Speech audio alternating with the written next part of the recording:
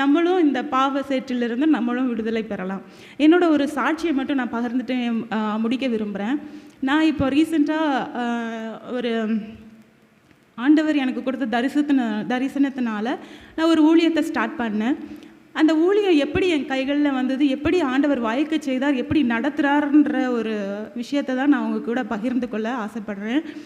ஆக்சுவலாக இந்த லென்த்து டேஸில் வந்து நான் சர்ச்சுக்கு போயிட்டு இருந்தேன். 40 டேஸ் எப்படியாவது போயிடணும், நமக்கு எல்லா வாஞ்சை அது தானே இருக்கும், 40 டேஸ் நம்ம சர்ச்சுக்கு போயிடணும் அப்படின்ட்டு. அதே மாதிரி போய் ஒரு 1 வீக்லேயே வந்து பலவீனம் என்னை தாக்கினது. அப்போது சரி ஓகே, இவங்க ஸ்ட்ரிக்டாக சொல்லிட்டாங்க, நீ சர்ச்சுக்கெலாம் போகக்கூடாது, வேண்டாம், நீ பண்ணதெல்லாம் போதும், நான் தான் ஆஸ்பத்திரியாக தூக்கிட்டு போக வேண்டியது இருக்குது, நீ போகக்கூடாது அப்படின்னு சொல்லிட்டாங்க. சரி ஓகே, அவங்களுக்கு கட்டுப்பட்டு போகலை. நெக்ஸ்ட்டு வீக்கு மண்டே நான் வந்து சர்ச்சுக்கு போகிறேன். அப்போ மண்டேலேருந்து போகலாமா அப்படின்னு கேட்டு நான் சரி மண்டே போகிறேன். போனப்போ எனக்கு ஒரு வாஞ்சை, எல்லோரும் போய், அதாவது விகேபுரம் சர்ச்சுக்கு தான் நான் போனேன், எல்லோரும் ஆல்டரில் போய் ப்ரேயர் பண்ணுறாங்களே, அது என்ன ஒரு அனுபவமாக இருக்கும் அப்படின்னு எனக்கு வந்து ஒரு கேள்வி. அதே நேரத்தில் எனக்கு வந்து இருதயத்தில் ஒரு உந்துதல், நான் போய் ஆல்டரில் போய் ப்ரேயர் பண்ணு அப்படின்ற மாதிரிக்கு. சரி ஓகே, போய் பண்ணி அந்த அனுபவம் எப்படி தான் இருக்குன்னு பார்ப்போமே அப்படின்னு. அந்த ஆல்டரில் ஃபுல்லாக இடமே இருக்காது. போய் நமக்கு அது போய் ஜபிக்கிறதுக்கு கூட நம்ம வந்து ஒரு 5-10 மினிட்ஸ் முன்னாடி தான் போகணும். சரி ஓகே, எப்படியோ அடிச்சு பிடிச்சி ப்ரேயர் பண்ணிக்கிட்டு இருக்கேன்.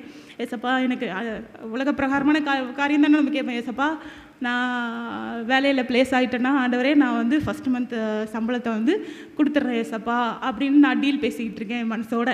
அப்போ வந்து ஒரு மெல்லிய அமர்ந்த சத்தம். அப்போ அவர் சொல்கிறாரு, எனக்கு பணமோ காசோ தேவையில்லைம்மா, எனக்கு வந்து ஆத்ம ஆதாயம் தான் தேவை அப்படின்ற ஒரு வார்த்தை, ஒரு மெல்லிய சத்தம் தான் எனக்கு கேட்டுச்சு.